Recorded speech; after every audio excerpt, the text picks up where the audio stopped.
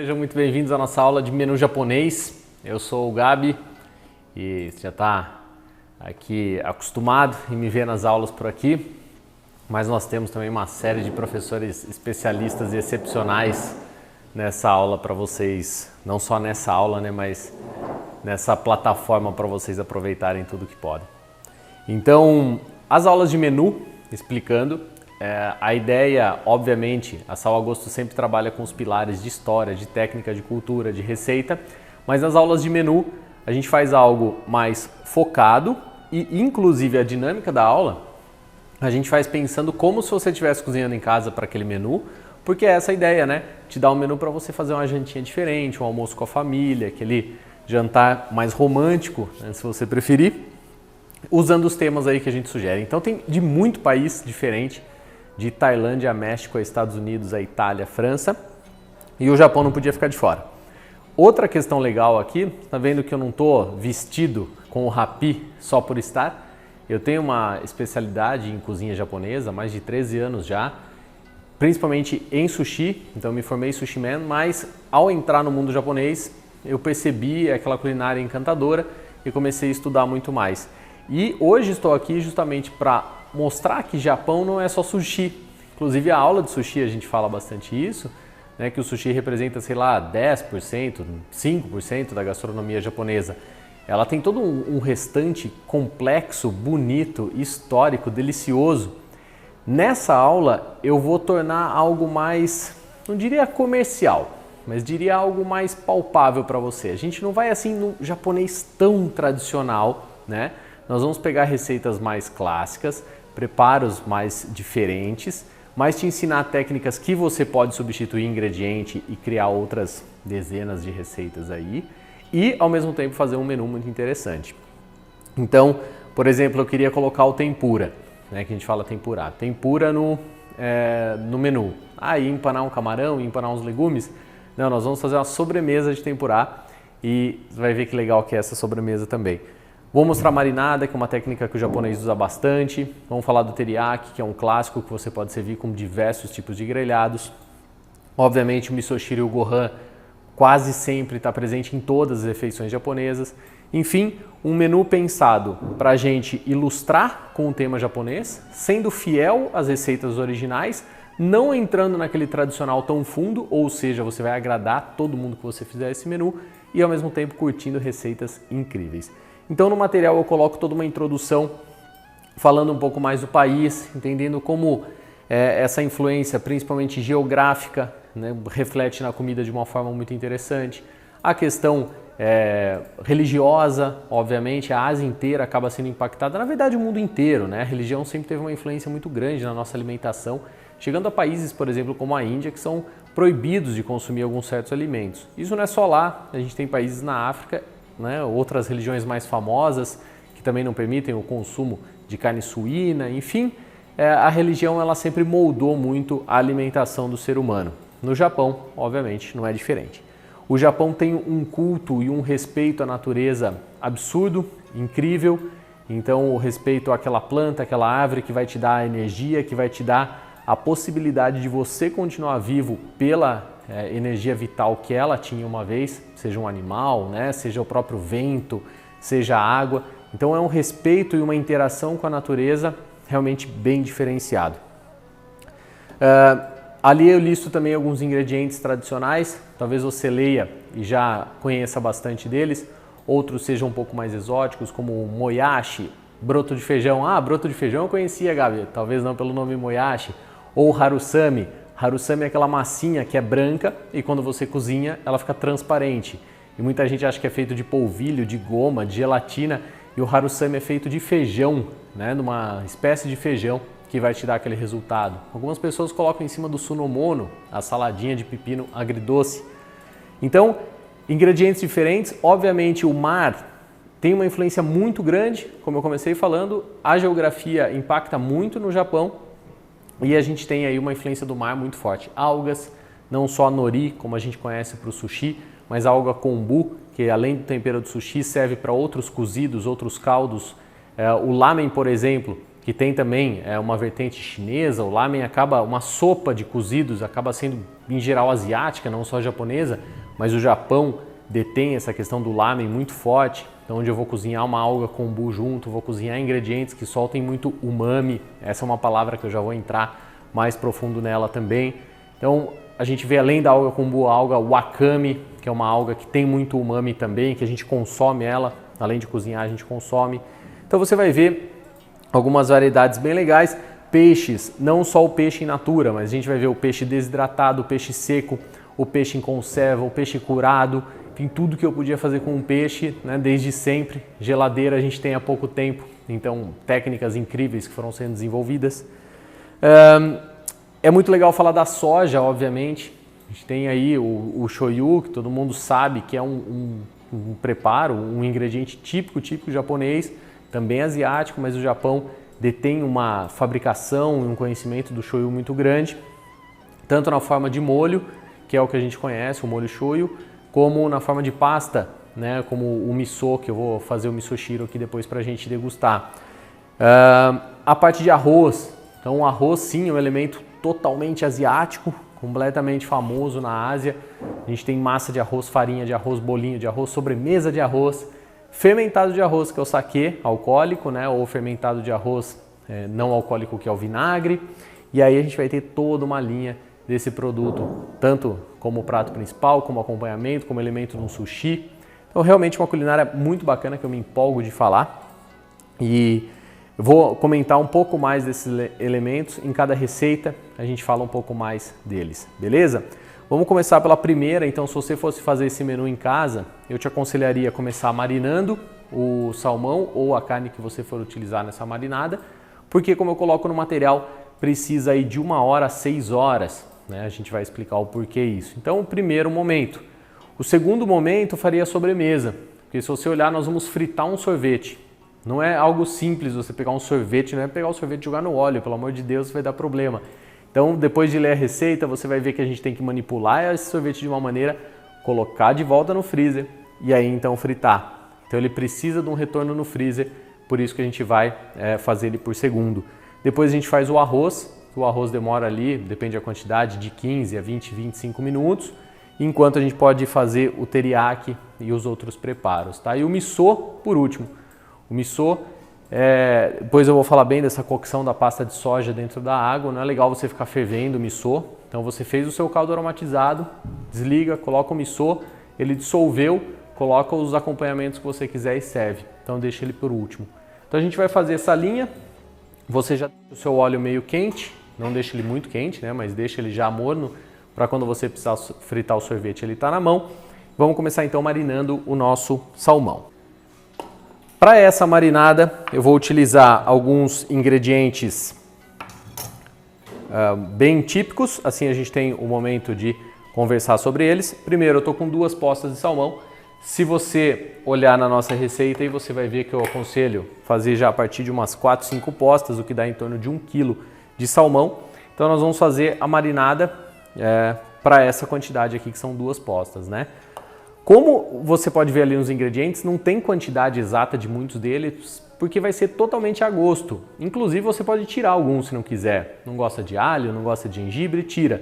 Mas essa combinação vai te transportar para o Japão, entendeu? E essas combinações que nós vamos fazer aqui são muito legais para você ter uma experiência mais íntima dessa cultura, né? Para você realmente conseguir sentir na boca os sabores que você sentiria lá. Então nós vamos começar com o molho shoyu. O molho shoyu ele é um fermentado da soja, como a gente já está acostumado, né? Infelizmente, a maioria do molho shoyu que a gente vê à venda no Brasil, por exemplo, em grande escala, não é um molho shoyu original, ele tem uma fermentação corrida, uma fermentação acelerada, até mesmo uma coloração de caramelo para ficar preto, né? Infelizmente, depois é adicionado sal e todo um processo, então é um fake news aí do molho shoyu. Algumas marcas, se você pesquisar, vão te mostrar que realmente fazem um processo tradicional, e aí essa cor e o sal é obtido através realmente da fermentação da soja. Então escorre esse líquido que é o shoyu e o que sobra lá em cima é a pasta. E essa pasta da fermentação de soja é o miso. E aí o miso você pode ter miso claro, miso médio, miso mais escuro, como que eu estou utilizando aqui hoje. Vai depender da fermentação do processo da soja que foi feito. Então você consegue comprar o shoyu, consegue comprar o miso. Não precisa fazer em casa, mas é importante saber que são derivados da fermentação da soja, adicionado sal para ter esse sabor incrível, beleza? Bom, eu tô com o limão aqui, e aí você vai falar, pô Gabi, mas o limão, se eu colocar no peixe, vai virar ceviche. Olha, realmente, se você colocar na quantidade de ceviche, que a gente tem uma aula toda que a gente explica disso, o Zampa também faz uma aula bem legal aqui, que ele faz no ceviche, você vai ver que sim, a gente coloca muito limão num peixe e esse limão cozinha o peixe a frio. Se você reparar aí, para quase 1 quilo de peixe, a gente está utilizando apenas 1 limão. Isso é bem pouca quantidade, embora é ácido o suficiente para começar a cozinhar esse peixe. Então, por isso que eu coloco ali a marinada de 1 a 6 horas. Se você tem tempo de fazer a marinada de 1 hora, põe esse 1 limão para 1 quilo de peixe. Se você vai ter que deixar, por qualquer motivo, para adiantar algum processo, esse peixe marinando por 6 horas ou mais, não coloca o limão inteiro. Coloca menos para cozinhar menos possível o peixe. Então é por isso que existe essa variação na marinada. Se você usar o limão para 1 quilo, marina por 1 hora. Se você quiser esperar 6 horas de marinada, usa menos limão, meio limão ou até nenhum, certo? Vou espremer um pouco aqui. Eu tenho mais ou menos meio quilo aqui de peixe, então eu estou utilizando meio limão. Sabe que aqui na sal a gente não gosta muito dessa coisa de meio, né? A gente prefere sempre o peso mais preciso. Mas é importante mostrar também que a vida pode ser feita dessa maneira, sem grandes complicações. Eu vou pegar um fouet aqui, só para ficar mais fácil a gente misturando. Eu quis utilizar um dos elementos em pó. É muito normal nessa marinada você utilizar todos os elementos em pó. Gengibre em pó, alho em pó, se quiser colocar cebola em pó. Facilita a sua vida e você pode ter eles guardados em casa por mais tempo. Se você quiser usar todos frescos, pode também utilizar todos frescos. Então eu quis utilizar um de cada para você poder visualizar os dois, tá? O alho em pó aqui.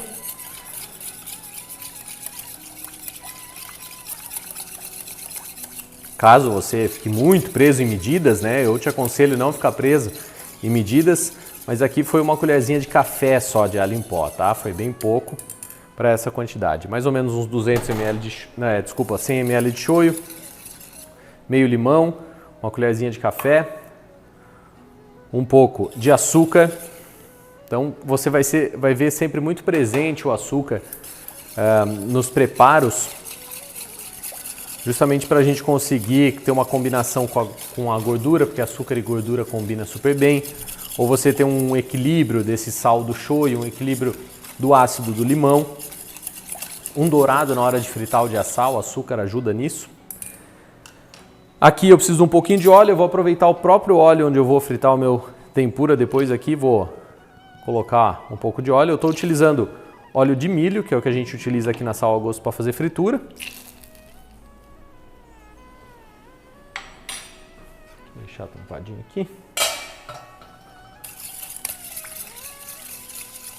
Embora o salmão já tenha bastante óleo, esse óleo vai ajudar na marinada aí. Sal não coloca, porque o shoyu já tem sal. Se você quiser colocar pimenta do reino, pode. Não é tão tradicional lá a questão da pimenta do reino. Mas se quiser colocar, fica à vontade. Eu vou pegar um ralador e vou ralar um gengibrinho fresco aqui, porque faz toda a diferença esse gengibre.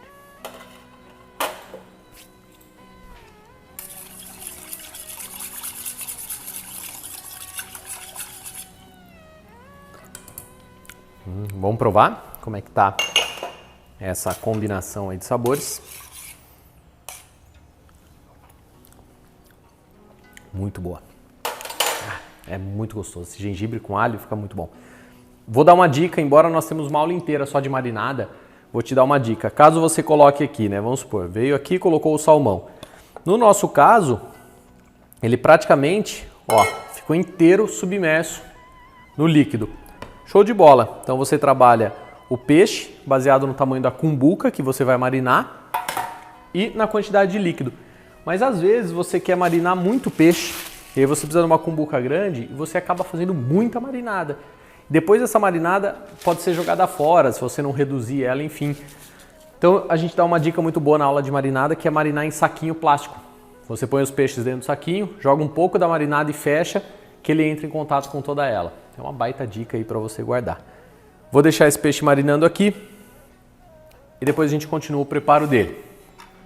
Conforme combinado, nós vamos para o nosso tempura. E aí você está perguntando, pô Gabi, como é que será que você vai fazer um sorvete frito? Pão tipo mini hot dog, como esses aqui que eu estou usando, ou tipo bisnaguinha, como a gente coloca aí para vocês. Corta esse pão ao meio,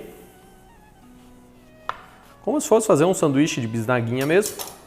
Só que aqui que está a sacada. Nós vamos apertando esse pão para fazer se fosse um revestimento, tá? Uma canoinha nele. E a parte de cima também. Amassa bem ele. Ó, repara que isso aqui vai ser um protetor do nosso sorvete.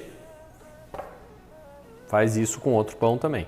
Se você quiser usar 2 pães de forma fatiado, 2 fatias de pão de forma, também funciona bem. Pode amassar bem elas e colocar uma em cima da outra. Agora eu vou pegar o sorvete, que tem que estar bem gelado. Com a colher eu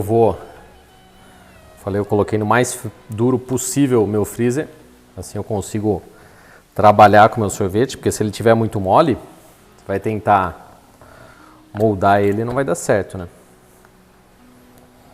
Ele vai rapidamente começar a escorrer. Você pega um pouco aqui do sorvete. Se ele tivesse muito mole, você não ia conseguir fazer isso. Molda ele.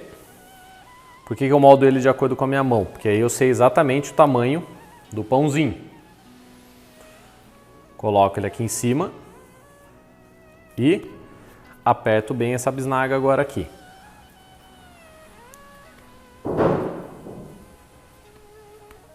Prensa bem, fecha bem isso aí. Show! Faz outro. Só que assim, ó, se você for fazer muitos, não vai ficar fazendo todos e deixando parado assim, tá? Senão ele vai começar a derreter, obviamente. Você pega, faz um e fecha.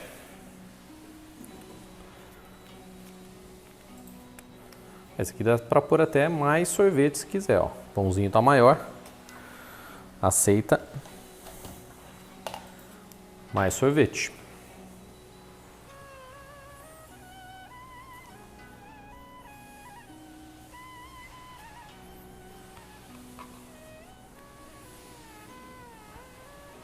Ótimo.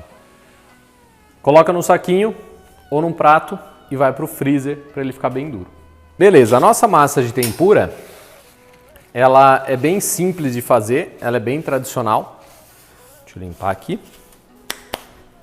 E nós vamos utilizar farinha, amido de milho, sal, fermento químico e água gelada. Por que a gente utiliza água gelada? É para o contraste que você precisa na hora de fritar, para ficar mais crocante o seu tempura. Então você pode ou utilizar água gelada, essa aqui minha estava na geladeira, ou você pode fazer a massa e deixar a massa na geladeira.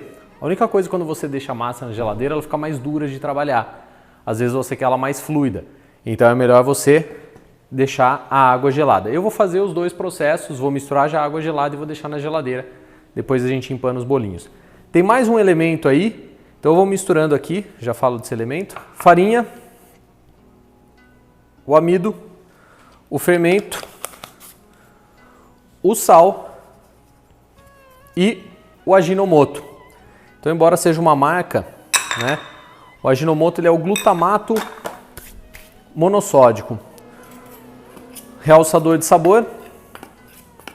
E aí você começa a se perguntar, pô Gabi, eu vejo direto por aí, né, em receitas asiáticas, bastante utilização do Ajinomoto.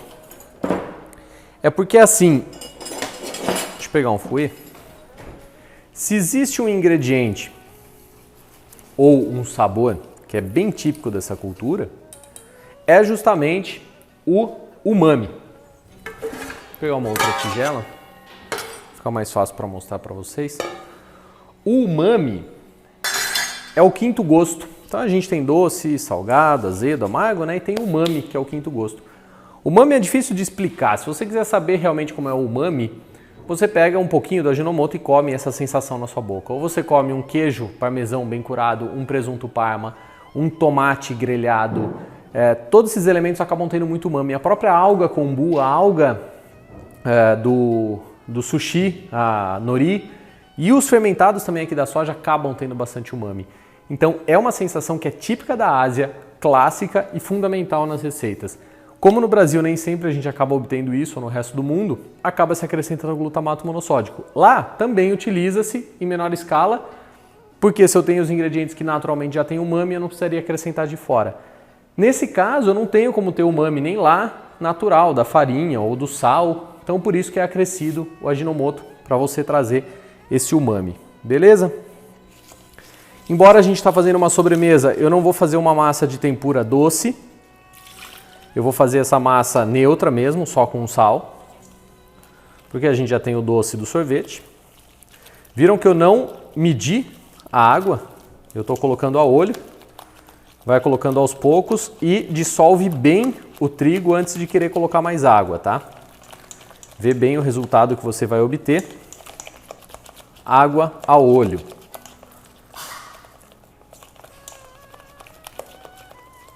Show de bola. Ó, mistura bem com o fouet para tirar qualquer carocinho que tiver. E aqui a gente tem uma massa de tempura bem interessante. Você vai passar os seus elementos. Se você quiser fazer um camarão, cenoura, brócolis, fica uma delícia. Vegetais, tempura, fica uma maravilha. Tofu, passa um pouco na farinha de trigo para ele agarrar melhor essa massa. Passa nessa massa e frita. Só isso, nós vamos fazer daqui a pouco. É bem fácil. Show, né? Então essa massa tem gente que põe cachaça, saquê, açúcar. As variações são muito grandes, mas essa aqui é a clássica, não vai ter erro.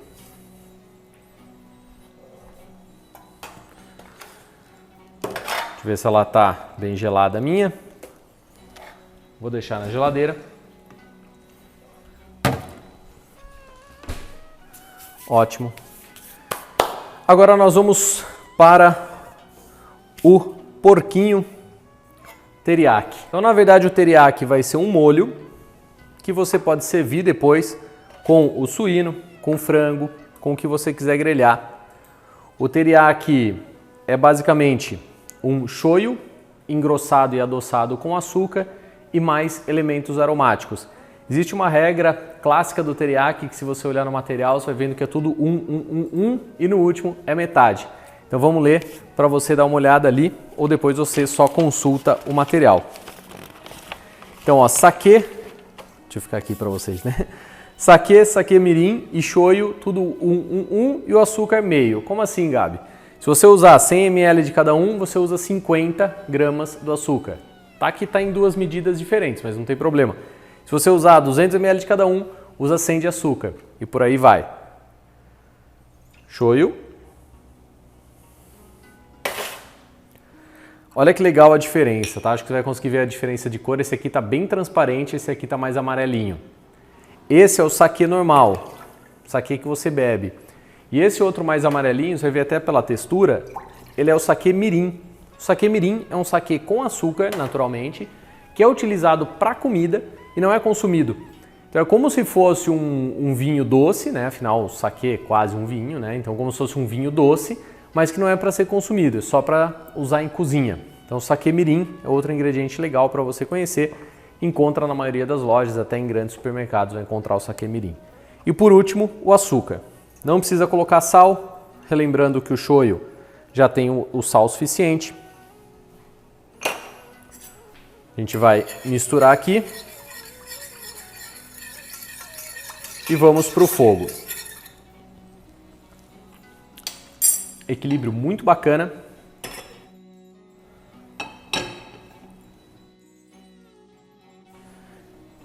E nós vamos deixar isso aqui ferver. Gabi, eu já vi o pessoal colocar um tal de hondashi no teriyaki. Posso colocar? Olha, cada cozinheiro dá o seu toque. Para você que não conhece, hondashi é isso aqui. É esse tempero clássico no mundo inteiro, né? A marca aqui, hondashi, tem esse peixinho azul. Ele é um tempero à base de casca de camarão, de flocos de peixe, de glutamato monossódico, de um monte de aroma, de gordura, enfim, de tudo possível. É quase como um caldo industrializado, só que bem clássico da cultura deles. e tem gente que coloca no hondashi. Eu acho que se a gente colocar no hondashi, a gente já começa a tender aí para um tarê, né? O tarê, muita gente defende que é só o shoyu engrossado com açúcar. Eu concordo, eu acho legal, mas tem gente que no tarê coloca hondashi, coloca gengibre, né? E aí acaba criando uma variação. Tem gente que no teriyaki também coloca gengibre e hondashi. Então eu acho que você tem que seguir a linha que você prefere. Eu gosto muito dessa linha mais limpa, com poucas camadas de sabor aqui nesse teriyaki, onde eu tenho um shoyu com o sabor do saquê, né, adocicado, equilibrado. Para mim esse é um teriyaki muito legal. Porque aí eu posso utilizar um porco que já está temperado, um peixe ou um frango que já está temperado e usar o teriyaki como um complemento, certo? Então eu vou pegar o suíno aqui, vou utilizar um filezinho hoje. Eu vou cortar ele no meio, vou abrir ele em forma de borboleta, vai ficar bacana para grelhar. E esse aqui também fica bonito.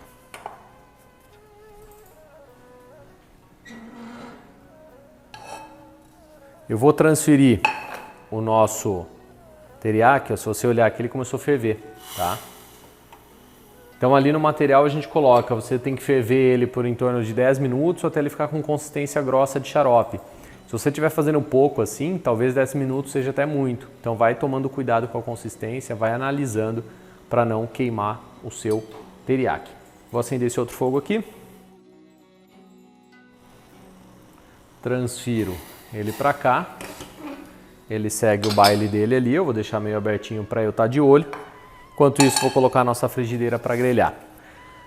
Outra opção é você não deixar o teriyaki tão grosso na panela, deixar ele ferver só para dissolver o açúcar e terminar de engrossar ele na hora que você grelhar o elemento.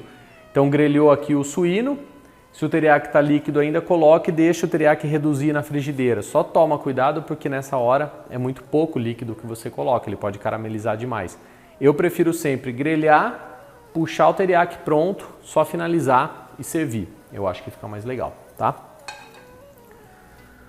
Nosso salmãozinho segue marinando, tá uma coisa incrível, muito bonita essa marinada. Enquanto a nossa frigideira aquece, a gente vai falar do arroz. Só antes disso, eu vou temperar o nosso suíno aqui com um pouquinho de sal.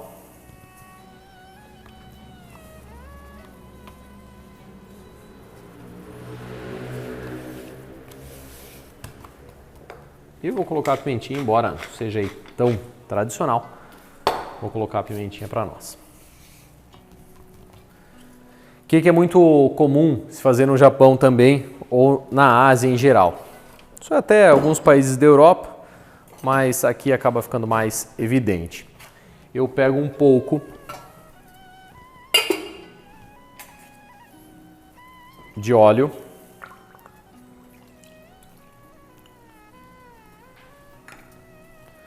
E ao invés de jogar óleo na minha chapa ou na minha frigideira, eu pincelo o óleo no meu elemento. E aí eu utilizo só a quantidade necessária que eu preciso. Isso é bacana, né? Ó, só a quantidade certinha que depois eu vou utilizar ali. Nosso teriyaki segue fervendo. O arroz. O arroz, eu não vou dar um foco tão grande para ele, porque a gente fala praticamente metade de uma aula inteira de sushi só do arroz. O arroz é o elemento principal do sushi, é o corpo, é a essência, é o que dá o nome. Sushi, se você não sabe, significa arroz avinagrado. Então o arroz, ele é o elemento principal do sushi e lá a gente explica bem profundamente como fazer esse arroz. Mas basicamente você vai utilizar um arroz japonês. Então aqui ele está cru, são esses arroz de grão curto, mais leitosos. Um arroz mais delicado, né? Na cocção. Você vai colocar uma primeira água sem medir para lavar o arroz e vai então ficar esfregando o arroz aqui e lavando. Por que a gente faz isso? Para tirar o excesso do pó do arroz, do talco do arroz que tem em volta dos grãos e ele não ficar tão grudento. O arroz japonês, ele é considerado pegajoso, ele não é papa, ou no máximo ele pode ser considerado grudento, mas ele não é papa, tá? Ele gruda pelo pó do arroz, mas a gente tem que tirar um pouco desse pó antes. Então a gente tira aqui. E você pode lavar mais uma, duas, 3 vezes. Como eu estou fazendo pouco, eu vou lavar uma vez só. Nossa frigideira está tinindo, ó. Vou colocar o bicho aqui. Vou tampar para poupar minha cozinha. Essa é uma dica legal aí para você. Poupa sujeira na sua casa.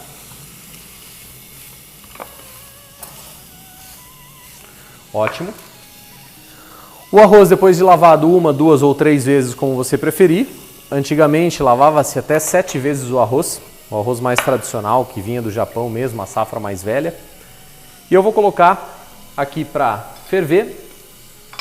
Depois eu te mostro na outra câmera, mas por enquanto eu vou colocar. Coloco ele aqui para ferver. Detalhes importantes. A panela estava fria, a água estava fria, o arroz estava frio. Lavou o arroz, colocou a água, tampou, vai para o fogo. Pô, Gabi, não coloca nenhum alhozinho, uma cebola, um sal? Não, o Gohan, que é esse arroz branco do Japão que acompanha quase todas as refeições, e é quase todas mesmo, desde o café da manhã, almoço, janta, ele é só um arroz branco cozido em água. Só, sem tempero, sem nada. E aí ele vai ser justamente um acompanhamento no restante do menu. Arroz e miso, um de cada lado, e a refeição começa de uma forma bem bacana. Vamos acompanhar nossos preparos. Então, nossa sobremesa, vamos revisar tudo. Tá em casa, né? Fazendo aí seu menu japonês. Minha sobremesa tá no freezer, é só empanar e fritar, beleza. Os meus acompanhamentos são o arroz tá aqui, o miso que a gente vai fazer no final. Tem o meu salmão marinando, que é só grelhar, e o frango com teriyaki. Beleza, estamos bem organizados, que é o mais interessante na cozinha. Eu vou passar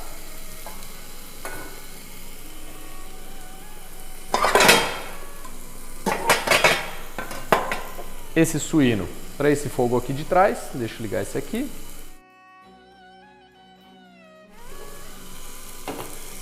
E eu vou então grelhar o salmão. Então, olha que bacana. Deixa eu pegar um pegadorzinho.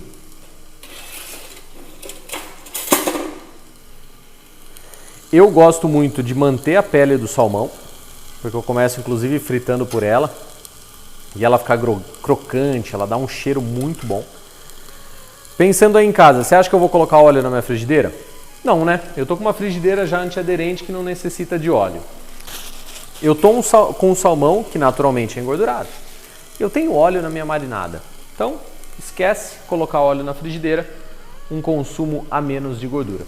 Vou solicitar para o Henrique uma tampinha. Mais uma tampa dessa, por favor.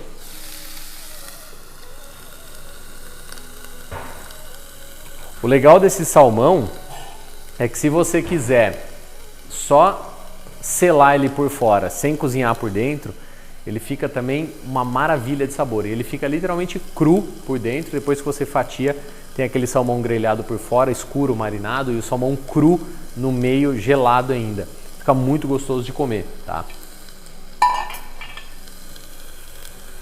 Ó, pega a posta do salmão marinado, que tá linda. Começa com a pele para baixo, tampa. Aqui essa tábua eu não vou precisar mais.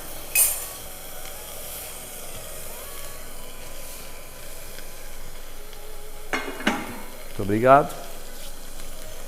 Aqui tá ok, vamos virar o nosso suíno. Deixa eu pegar um outro pegador aqui.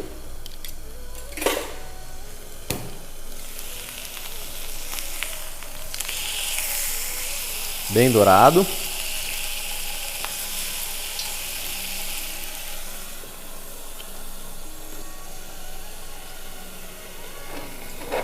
Agora que eu já tenho meu salmão quente, vou colocar aqui para vocês darem uma olhada e vou religar.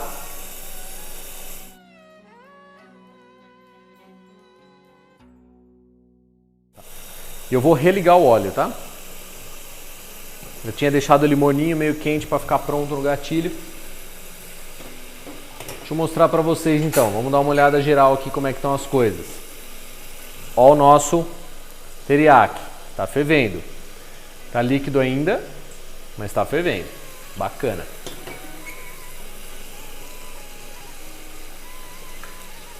Arroz. Vou mostrar aqui. O arroz está fervendo e com a água, ó, fervendo bastante e bem aguado ainda. A gente tem que deixar ele cozinhar até secar.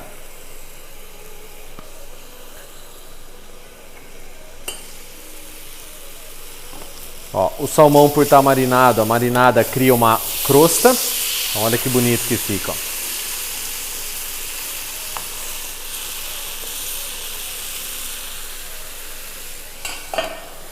Lembra que eu falei que você pode jogar fora essa marinada, que eu acho um pecado, ou utilizar?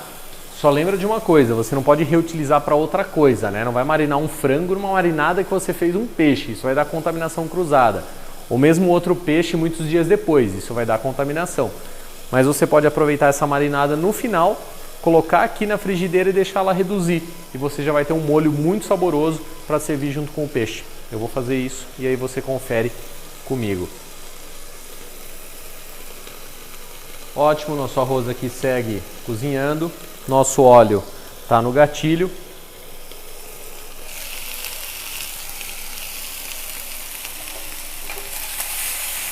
Bonito o porquinho, né?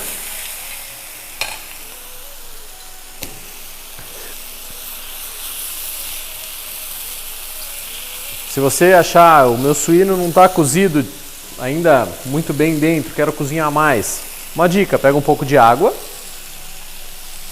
coloca aqui e deixa ele cozinhar no vapor um pouco. Calor seco e úmido, isso não vai deixar ele borrachudo. Tem explicação no Culinária Básica, vale a pena assistir essa aula.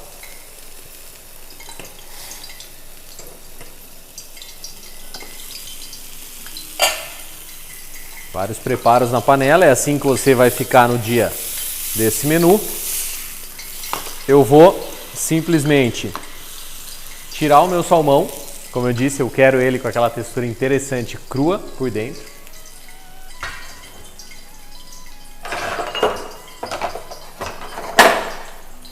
Eu vou colocar ele nesse prato lascado para ficar bonito. E nessa frigideira, então, eu posso pegar um pouco da marinada.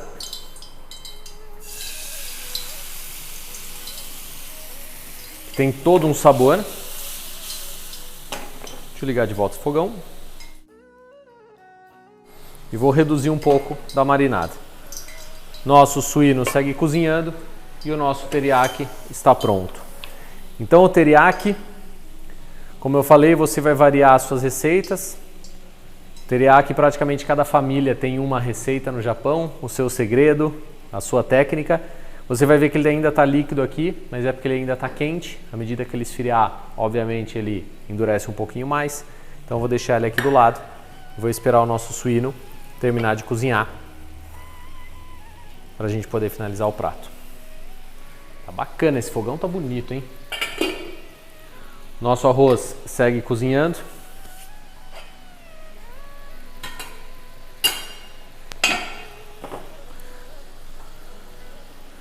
Nossa marinada reduz mais um pouquinho. Beleza. Eu podia já fazer a sobremesa, né? Mas eu vou segurar um pouco para você não ficar tão perdido aí. Eu vou colocar água do miso para ferver. Então, o nosso peixe, vou deixar para colocar o molhinho na hora, para não estragar a surpresa. Vou passar esse aqui para cá. Show de bola. Água fervendo, nosso suíno vai terminar aqui. Eu vou ali atrás pegar alguns chawan. Chawan são cumbuquinhas. Então, assim como a gente usa a xícara aqui no Brasil para medir as coisas, no Japão se usa o chawan. E eu vou utilizar chawan para servir o arroz e o chawan para servir o miso também.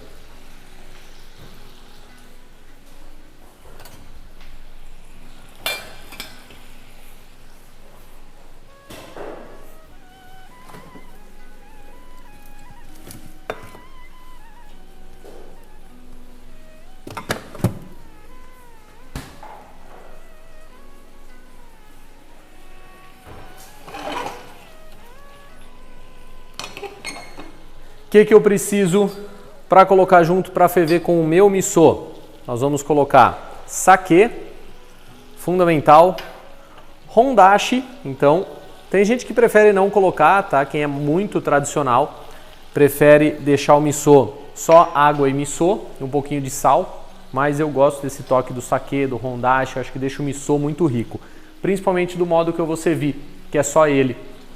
Como assim só ele, Gabi? Eu já vi por aí com cebolinha, com queijo, com tofu.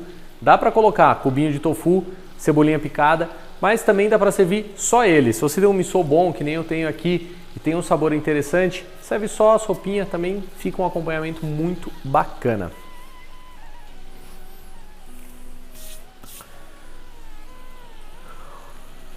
Não vou utilizar o Ajinomoto nesse caso, já vou deixar o umami vir somente da minha pasta de miso. Então eu vou deixar aqui, ó, hondashi, saquê e água fervendo. Quando ferver, a gente finaliza com miso. Vamos ver o sabor que tá. Muito bom, muito saboroso. Hora de finalizar o nosso suíno. Show de bola. Aqui dá pra ver tranquilo, Henrique? Quer que eu troque? Eu troco.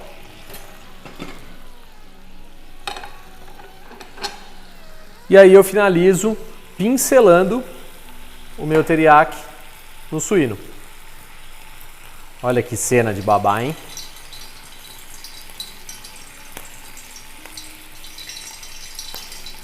E aí o que a gente faz? Vai lá e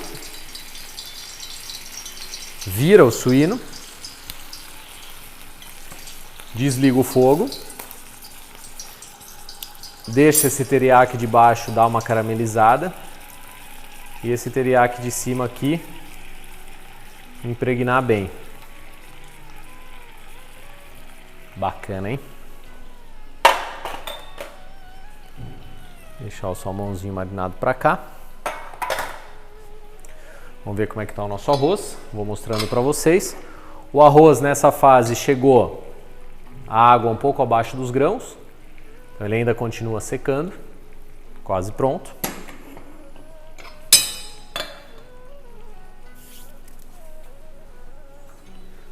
Posso colocar a redução em cima do meu salmãozinho aqui.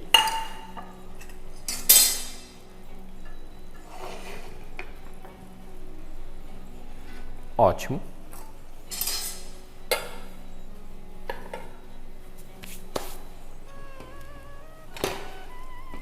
Trago o meu suíno para cá. Eu estou fazendo as mudanças de fogão como se você estivesse cozinhando em casa, tá? Deixa eu ligar aqui.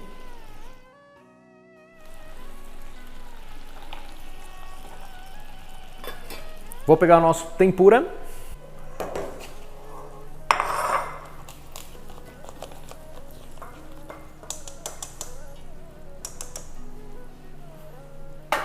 Legal.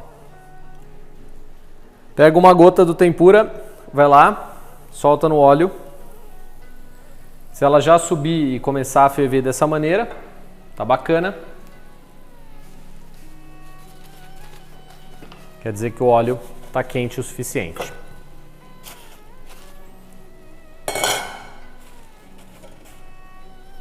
Então você vai com a sua primeira bisnaguinha.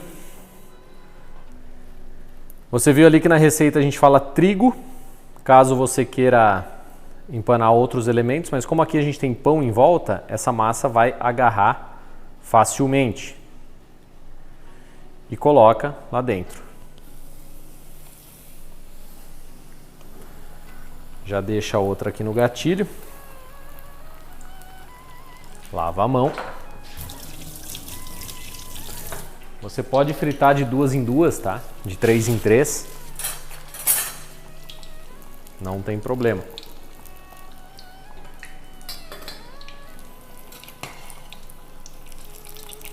Não dá para demorar muito, porque obviamente nós temos um sorvete congelado dentro e assim a gente quer manter pelo menos ele o mais gelado possível.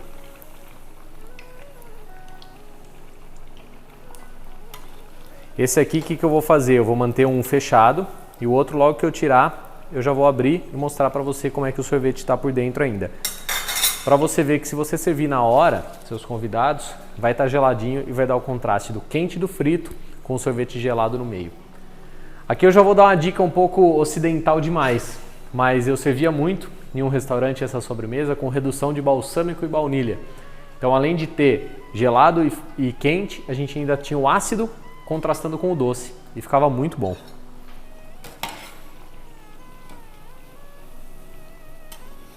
Ó, deixou bem dourado.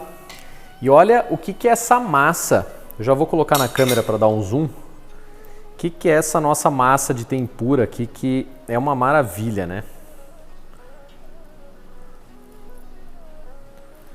Vê a textura dela, como ela é interessante. Opa.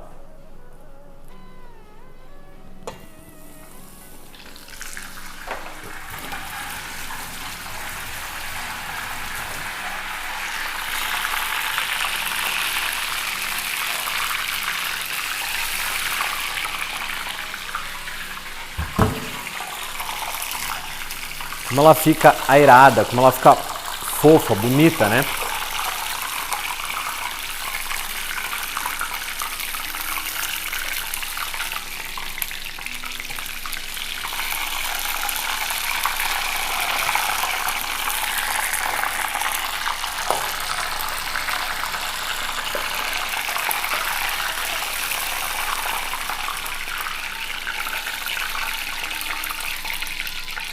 Aqui com óleo quente, já fritou mais rápido ainda. E olha que bacana, isso aqui eu não posso perder de te mostrar, né? Deixa eu pegar uma tábua aqui.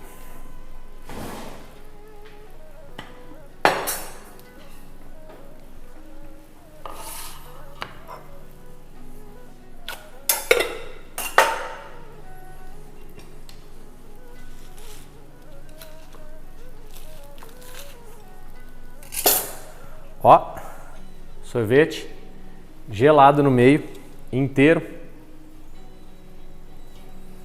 O cheirinho é demais. E aí você consegue ter um resultado aqui muito legal de contraste no prato. Então aqui uma sobremesa de sorvete frito. Não é algo que você come todo dia por aí. O missô, desliga o fogo, pois ele está fervendo.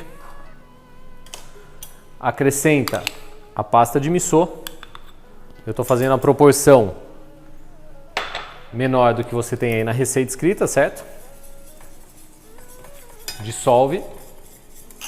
Atenção, o fogo está desligado, certo? Não fica fervendo o missô. Deixa ele ali, fica com essa cor incrível. Vamos deixar ele baixar um pouquinho. Ó o nosso arroz. Também está no ponto.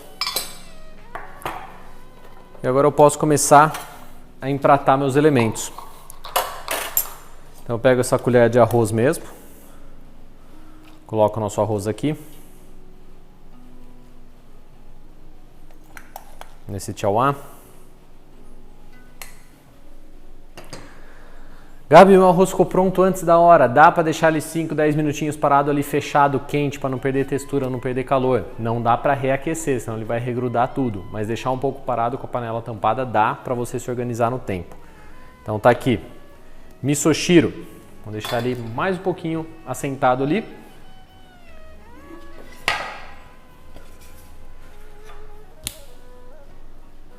Suíno teriyaki. Que bela cena. Já vou arrumar tudo aqui na sua câmera para você acompanhar de perto.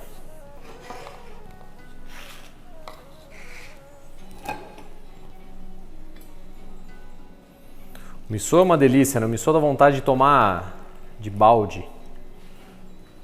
O cheiro é uma coisa incrível. Aqui, aqui. Mais uma pinceladinha de teriyaki no nosso querido.